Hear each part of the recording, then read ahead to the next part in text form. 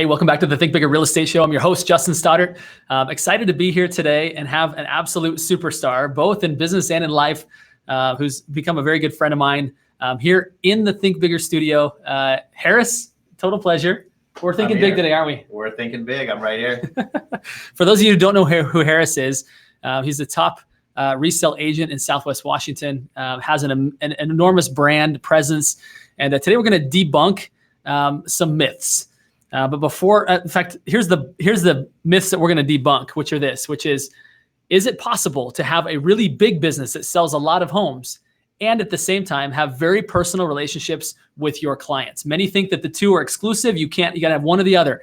And Harris is here today to debunk that myth, because that's exactly how he's built a big business. So before we get into further introducing Harris, let me just say that, remind you that the purpose of this show is to help you to think bigger. I know that when you start thinking bigger, your activities start to follow. You start to believe that there's something new and possible for you. And as you do the different activities, you get different results, which then enables you to have a life of tremendous impact. And that's what we're all about here. And so again, thank you, Haris. I'm going to have the courage to pronounce Harris's name. Hadziselimovic. No, I blew it. Go for it. Hadziselimovic. You're doing good. That sounds so smooth when it comes out of your mouth. Hey. I'll practice it. But the next time we do this episode, I'm going to nail that sucker. So Harris, tell us a little bit about you. You're out of Vancouver, Washington. Last year, you guys sold how many homes? Yeah, out of Vancouver, Washington. Last year, we sold 172 homes, which was pretty awesome. That was great growth. It's a killer year. Yeah, that comes down to selling a home about every 2.1 days, which is incredible. Something I really wasn't sure how it'd be possible or achievable. And then we went for it and we did it. Man, that's an impressive feat. Let's even touch on, maybe before we go delve into how in the world did you do that? Something that you've prioritized much higher than business, taking care of your clients, is taking care of your beautiful bride and beautiful little girl. Tell us about kind of what that's done for you in life and just kind of the pride of being a dad. Yeah, it's incredible. So little Avon now is 1 year old. It's awesome. And it's so crazy to think how much energy and love you just want to give. And what you get really good at is being prioritized, doing stuff that matters. And it's just transformed really the life and business. You get great at saying yes and great at saying no. and the funnest part of the journey has also been to share even with the world, have her be present on social media, have people see her. I can't even tell you how many clients reached out and friends and said, hey, we love that you had her, tell us more, or let's reschedule that appointment. You're a new dad and spend your time with her. So it's been really cool just to see that support. And I think part of that is just being in business, but being human, and then actually seeing people see you for who you are. So it's just opened up a whole new world, and we're just tickled. We're just thrilled. He's such a good dad. It's fun to watch him. I know having you and your wife having a child didn't come easy for you guys, right? There was some challenge there. Yeah, absolutely. It was a long road, 8-year trial, 8-year run, and then successfully with our own embryo, it ended up being a surrogacy situation, and everything worked out. And now we have a beautiful little girl, and life is amazing. So cool. And I would say probably anything really good in life rarely comes really easily. And I think that's probably true both in personal things, right? Having a great marriage, being a great dad, and building a great business. It's not like you just were born to do this stuff. You had to become this, right? Sure. I think part of it is some learned behaviors. Some of it is your environment. Others is just, maybe who you are a little bit starts to creep up into the business world, and it keeps expanding. And then that turns into just having a large business and being connected to a lot of people. So, but definitely a lot of learned behaviors, and some are, I would say, natural, and others are more learned talents. Now, I know, I think the last time we spoke, we went deep into this. We won't go deep into it today, but your background, you come from Bosnia. Yes. And your childhood looked a lot different than probably most of us that are listening to this today. And that I remember the story of you guys playing outside with football helmets on, not because you're afraid of getting tackled, but because of why? Oh yeah, so there was definitely times where we had helmets on, and then we were friends with like the UN people too that were there, and there was a time I had like the bulletproof vest on. Life is different. Life is different here than it is someplace else, and there's certainly other countries that go through something similar. I think US is a little bit of unrealized potential and opportunity. And I think it's somewhat normal that people wake up and they just wake up, they brush their teeth, they got water, they got electricity, they go to work, everything's normal. And maybe we just don't often realize that not everybody has that in their situation. So it's cool to realize that we're in a really great country with a lot of opportunity. Yeah, you've really helped me to see that even more clearly, Haris, is the fact, just hearing your story. I spent a couple years in Brazil and know firsthand, not as well as you do, but we live in a country and a time and an era of unlimited opportunity. Very much so. And if we don't yet have the life that we want, either we're furiously working on it, or we just maybe are missing the fact of how ripe success is for the picking here, right? Not that it's easy, but it's available. Yeah, it's available. It's up to you to decide if you want to take it. So, and I have a lot of friends in the business and out of the business that have always asked for advice or what to do next. And sometimes you have to step back and realize that somebody's maybe willing to ask for it, but not willing to do it. Yeah. And others are just doing it, but then maybe they're not asking for help yet. So you offer help. But it's definitely a place where everything's possible. It's just, are you going to do the work? Yeah. Yeah. We actually had this conversation a day or so ago about when people reach out to be mentored. Like, a filter sometimes you have to use is this person going to do anything with it? Because last thing you want to do is be that escape for them that they're looking for, which is to continue learning instead of actually doing. Right. Yeah, it's a very natural. I think it's a good feel for them to say, hey, I talked to so-and-so, I got some advice. And then they can kind of say, I did this today, and they move on with their day, but not really get productive. Yeah. So you have to be careful of, I would say, enabling that. Because sometimes you tell people, let's talk about it, let's do this. They feel good about the phone call, but then they don't actually have any action plans afterwards. Yeah, yeah. I love that. So let's go back again to the topic of going big, like actually building a big business, selling, right? 172 homes. Yeah. You guys touched a lot of families. You guys served a lot of families. And there's this myth, I think, that's perpetuated maybe by those that don't produce, or maybe those that just haven't seen that it's possible. You can actually touch that many lives and not just touch them in a transactional way. Right. But you get very personal with your clients. You have a big business, and I watch you interact with them. I watch them interact with you. And it's phenomenal to see how personal you are with so many people. Talk to us about how you do that. Like, is number one, you're validating what I'm saying is true, that it is possible. Yes. And give us some tips maybe for those that have a mindset block of like, you know what, I don't want to build a big business because I would rather have a personal business, right? Which is probably some of the thinking that people have. Yeah, I hear that all the time. So people say, I will only sell X amount of homes or service X amount of clients because I simply don't want to, I don't want anybody else helping. I want to know everything. I do it best. And it gets interesting when you start figuring out jobs that you're doing. And for example, in this case, real estate, what it takes to complete a transaction from A to Z. And what you find along the way is that you simply find people to do it better. Yeah. So you start getting some help, and then that starts to give you more time. So you can actually spend time having a lunch meeting and having a conversation with somebody and really getting more personal with them, because you may no longer be buried in paperwork. And then as the business grows or changes, you start adding a little bit more people to help that. And it can really transform to a bigger thing. Now, even if you're not necessarily a team or you're a solo agent, that's totally fine too. I think just spend time talking to your clients as friends. And I think, an important point to make is you may not like every client, just like you may not like every friend.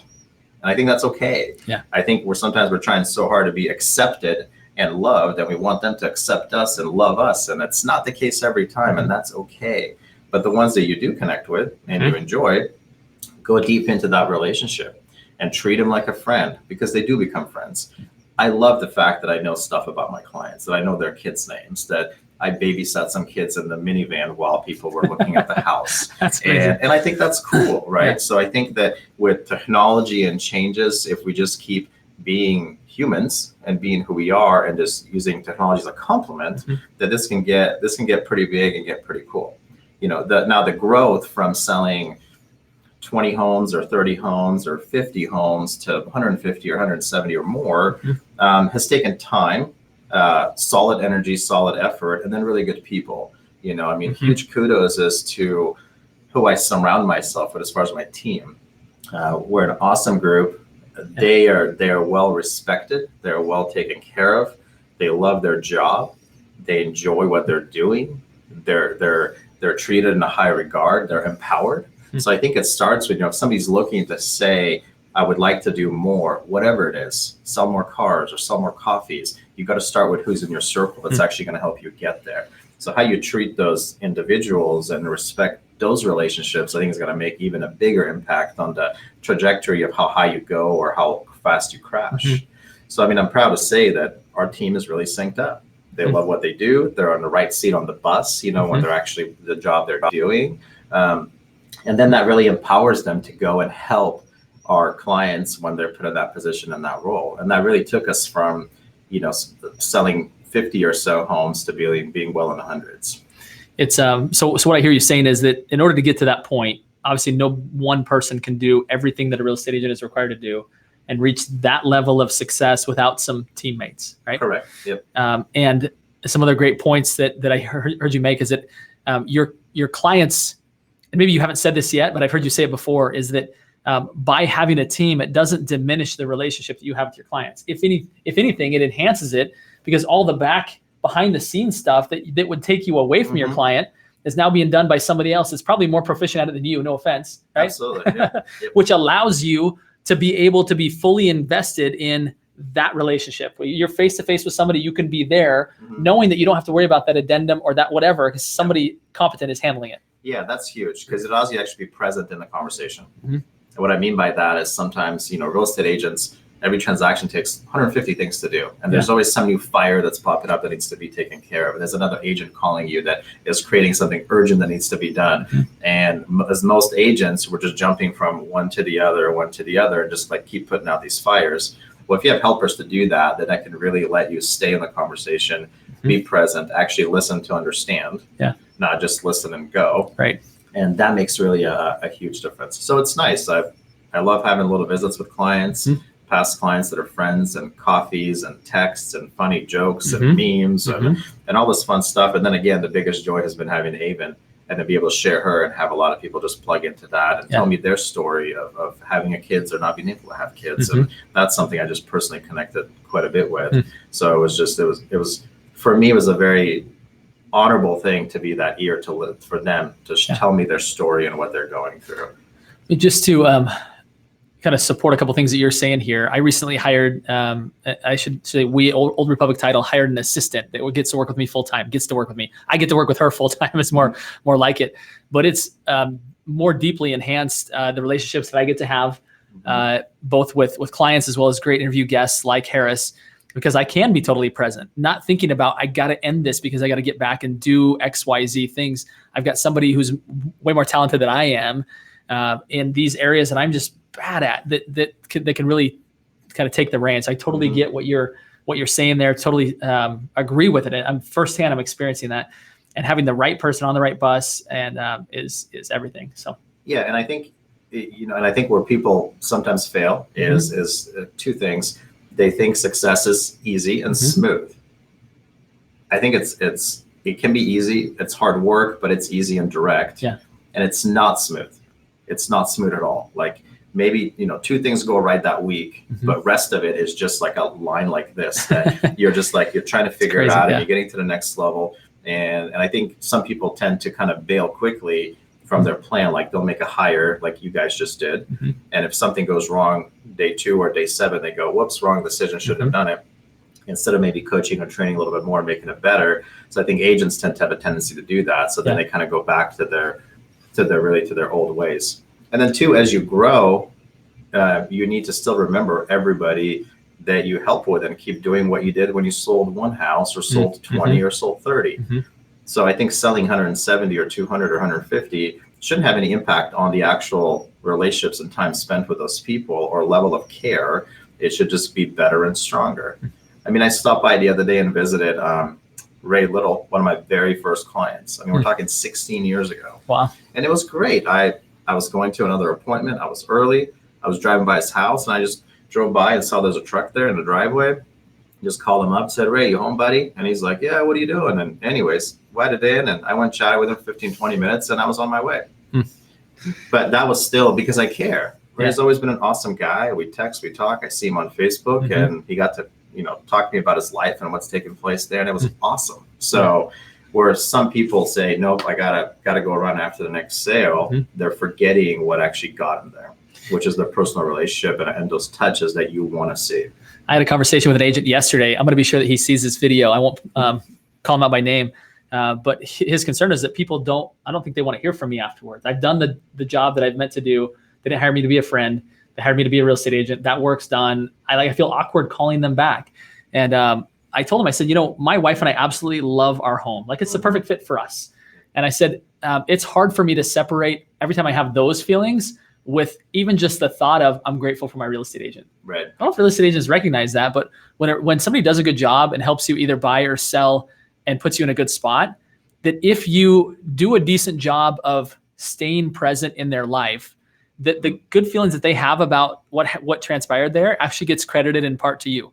And for you to not call, in fact, it was interesting. This agent had texted one past client, and it was really uncomfortable for him. But he said that one client was like, I didn't know you were still in the business. I've sold 3 homes since then. And man, I would love to have used you. In fact, I might even use you again. But I didn't know you were in the business, right? Yeah, and that's tough, because I think we're always balancing the act of being overbearing and being in front of them. But at the end of the game, if we believe we did a great job and we want to do it again, we need to be present and we need to be in front of them. And I think the customer deserves to know, hey, I'm still here and I like you and I want to work with you. And you also never know when that opportunity is going to change. And somebody's going to say, hey, I do want to move and I really didn't plan on it, but I know I can count on you for a resource. And even if they don't want to move, they hear a coworker, a neighbor, a friend that's even in a tough spot or something's going on. They just need advice. Yeah. Maybe a year out, maybe 6 months out, maybe they just need somebody like a soundboard to talk to. It's great to be that person to say, hey, I think you can help me with this. Let's invest 10 minutes on the phone just so I could, bounce ideas off of you. Yeah, so powerful to stay in contact with people. Going back to this concept of what you're doing, sharing your daughter on social media, right? Some people have some kind of privacy concerns around that. I get joy out of seeing, little Avon. I mean, she's just a doll, and seeing you dote on her is one of my favorite parts because it reminds me of my role as being a father and how much I adore my children. And I think, Facebook. We had this conversation prior about how it is extracting a massive amount of data from people. And most people don't leverage that, right? Rather, they're being leveraged by Facebook to have ads served to them. Sure. And a better way to think about that is leverage the fact that Facebook's putting all of this content in front of you, and what you do with it can massively transform the way that you get personal with your clients. Talk to us a little bit about kind of how you see that and how you use the data that you get on Facebook to be very personal with clients and serve them at a higher level. Yeah, absolutely. I think that everybody has gotten on Facebook, or a lot of people chose to be there because they want to share, they want to connect. They're putting content out there, like me putting out a post about Avon. I clearly want people to see, look how cute she is, or look at this funny thing that just happened, or look at me doing this and that with her. So I want a response back to that. I think sometimes we forget that.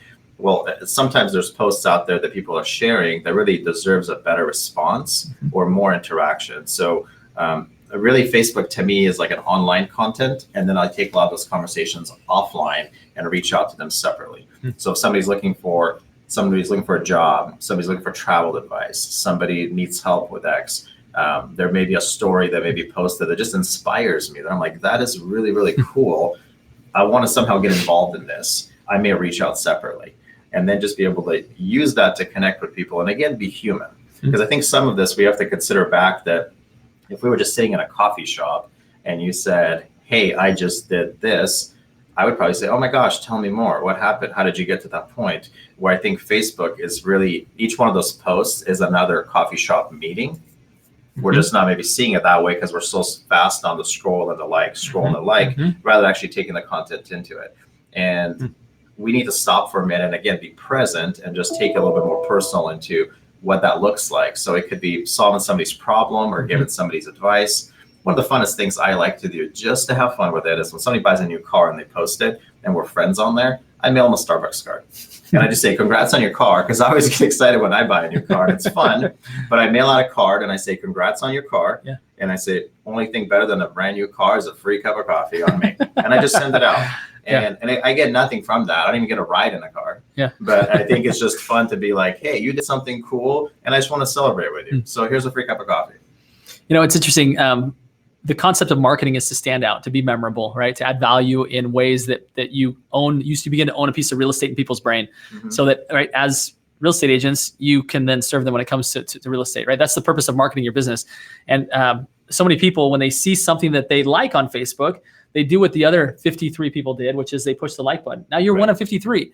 In my opinion, that's not standing out. Right. In my opinion, what you just did, which is you took the fact that they bought a new car and didn't just like it, but you actually did something offline. I think that's where it gets really powerful, is that you now begin to leverage the social networks that are amazing at leveraging all of us, right? By getting us to tell our whole life story and learn everything about us. Some people are super concerned about that. And what we're saying is, sure, do that. But in addition, grab that data and go do something unique with it that's going to make you stand out and enrich your own life. The fact that you get to send that Starbucks card and say congrats. Totally. Like, it makes your life amazing. Right. And it's fun. And you send it out, and then generally people, they'll call back or text back, and here's my cup of coffee, or what a cool surprise, or whatever. That single act of kindness, that took 4 minutes, it has just made their day to go to the mailbox and go, wow, I had no idea. I didn't expect this. And it's not a brand new car. It's they bought the car. I just said, hey, here's a cup of coffee to put in the cup holder. Oh man. And then your willingness to share, right? The fact that you're sharing life stories, again, gets people to where it's not just one-sided. It's like they know you, right? They know Avon. They know the struggle that came to get there, and how excited they are now. Like, you're letting them in on your life. I think that's part of being personal, is that, right? Yeah, and that plays a huge role. And I think we're agents and salespeople in general, especially when we're meeting new public, we're not so quick to share and open. I think we're trying to always, meet a certain parameter of professional, on time, knowledgeable, that we forget to say, like, yes, I'm all of these things, but hey, I'm also a human. And then you'd be surprised how many times you get into those conversations, and then people go, man, I can't believe that. This is what happened to me. And then they tell their story. So then you connect on that level. So my advice is to not just look at names on a paper as names on a paper, or leads or buyers or sellers, but actually to look at them as people with stories. And once you connect with those people and you really figure out who they are, what they're about, what's important to them, you have a whole new level of relationship that doesn't have to do anything with real estate. But for me, it's very cool to walk into Fred Meyer's or Starbucks and know somebody there and go, hey, how are you? And I know about them. I know who they are. They know about me. And it's just a friendly, genuine meeting that may be 1 minute or 5 minutes or 10, but it was like, that was a cool personal touch in a relationship, rather than just going, oh, that's the guy that sold me a house, and we move on. So I think you can take it to a level that you want, but it's certainly fun to be, invited to birthdays or marriages, like weddings and things like that, or it's how much you want to connect is really how deep of a life connection you'll have with others too. On the tactical side, I want to get to this because some people would see your activity on Facebook and they might ask, like, Haris, like, when do you go show homes? Because you're on Facebook a lot, it appears, right? Talk to us about kind of the time blocking or whatever strategy you use to make that happen. Sure. I think it's about not being a hostage to it. So there are people that are on there all day long. Sometimes it's surprising, people that I know that work 9 to 5, but then I see their comments and likes at 3 a.m. So I'm like, hey, and actually sometimes I'll reach out. I'll say, hey, you okay? I saw you like one of my posts at 3 a.m. Like, everything okay over there? Yeah, why are you not sleeping? Why aren't you sleeping? But so I think it's sharing and finding what you think people would like to see and want to engage in, and then just putting it on there. Now, one thing I do like to do is listen to responses and actually engage with them. I feel like if I write something to somebody and they reply back, I should be replying back to that. And I've had friends even kind of poke at it, like, gosh, you just like all the comments and reply to them. I'm like, yeah, it's not a computer writing it. It's a person on the other end going, that was funny. That's amazing, Haris. Or look at what my daughter did or something like that, or look what my dog did. They end up, so if they're sharing their story, and if I don't reply to it, they probably feel I didn't even read it or acknowledge it. So actually take the time to reply and put that back. Now, timing, I think it's just about connecting things. So if I'm having lunch and I'm eating by myself, it's cool. It's fun to see what people are doing and what they're up to. And I'll scroll through then and I'll just do some replies and see what they're up to. If there's something more meaningful, I'll reach out separately too. And I'll send them a text or do instant message and then start talking to them that way as well. So I don't think it takes as much time unless you choose it to. So if you allow 15, 20 minutes in the morning, 15, 20 minutes in the afternoon, in the evening, then you can really get diligent about it and be able to respond to people to what level you want. So do you just let Facebook decide what shows up, or do you go intentionally searching for certain people, or have them put into categories where you can say, okay, these are my A+ clients or anything like that? No, so I don't do groups. It's all organic. Okay. And if people interact with me and I interact with them, they show up a little bit more. Mm-hmm. Every so often I'll get curious, just like, oh gosh, I haven't heard or seen so-and-so for a while. So sure enough, I'll go to their page and take a peek and just see what they're up to. Yeah. And I might reach out then separately to be like, hey, I haven't heard from you, but I saw you went to Disneyland. How was it? Yeah. And I think this all comes down to getting data, but actually caring about it. You know, and if it's somebody that you didn't connect with, don't force the relationship. You don't need to call somebody 7 times or message them 7 times if they're not responding. Like, you're just not in sync and you don't want to be in a connection. That's totally okay. Again, you're not meant to like everybody, and not everybody's meant to like you too. That's normal. I love that, man. What wisdom you've shared with us here. Again, busting the myth that it's not one or the other. It's not, I'm going to have a big business or I'm going to have personal relationships with my clients. You can have both. And I would even argue, based on what I'm hearing from you, is that one of the key ways that you have a big business is the fact that you are personal. Yeah, I think I like the people that I work with, period. I like my team. I like our clients. I love hearing from them. I love doing annual Winterhawks event that a lot of people come to. For me, it's joy to see these people. Running them into a Costco or Fred Meyer's, it's awesome. I think it's cool. We get to connect and we get to talk, and we get to like refresh of what's happened in our lives. And to me, it's almost like I'm a relationship manager that happens to manage home sales. You know, in a weird way. Where I have all these cool relationships. And if you do a good job and you've proven to be trustworthy and good results, people come back to you and you get to redo the process many times over your lifetime. So cool. What a great perspective to put it in. All right, Haris, let's move to the signature question of our show, which is, you're obviously a big thinker, right? That's why you are on the Think Bigger Real Estate Show. What does a guy like you do to continue to expand your own possibilities, to continue to think bigger? Yeah, a lot of times it starts with what's possible. So I mean, again, being honest, it was tough to imagine helping more than 50 people a year. When you start thinking about numbers and time and what it takes and all the steps that go into it, it was really tough. And then starting to think, okay, one day I'll do 100. Well, that starts to become almost unimaginable. Right. But then you start tracing back. It's scary, right? But then you start tracing back some of the steps of what you could be doing and how could it get done. Then you find ways to do it. And then you enter doubt. So once you sell 100 once, well, then was it a lucky year? Did those last 4 closings just kind of happen to show up in December rather than January, and then you barely made it? You're right. So you start having some self-doubt. And then afterwards, you end up making a plan again and you do it again. And then you show you can actually do it. So for me, it's always just been thinking bigger, thinking of the possibilities, and sometimes coming up with crazy numbers like, hey, what if we did sell X amount of homes? What if we did meet this many people? What if we did get this many reviews? And my team will sometimes go, okay, here we go. But it's like, hey, let's just try. Let's just talk about it. What's cool is that as my conversations have gotten higher level, now they're thinking higher level, sometimes even than me. So when we meet in our planning meetings and we're talking about life and goals, they're sometimes bringing up bigger numbers than I think should be done or could be done. But it's like, okay, let's make a plan for it. So it's been great to influence and surround myself with those people that actually thinking higher, which helps me elevate bigger as well. Love it, man. Always a good answer from this guy. No wonder he's got big success and has amazing people around him. Been a total pleasure. Thank you for coming on to the show today. This is awesome. And coming down to the studio. This is fun. I'm to see it live. I know, right? In studio. We don't quite have a studio audience yet. You're our audience, but super grateful to have the privilege to be in conversations like with people like Haris. They make you think bigger, no doubt. And so re-listen to this one, share it with other people. If this has been beneficial for you, we encourage you to send this out. Let other people know that they don't have to be small thinking. They don't have to choose one or the other. They can have both. They can have it all. So, and not only a great business and great personal relationships in business, but great personal life altogether, which again, you've defied that myth for us as well. So anyway, I want to thank everybody for tuning in today. And Haris, always a pleasure. And we look forward to connecting on the next one. And my final request of everybody here, 3 simple words: go think bigger. Thanks again, Haris.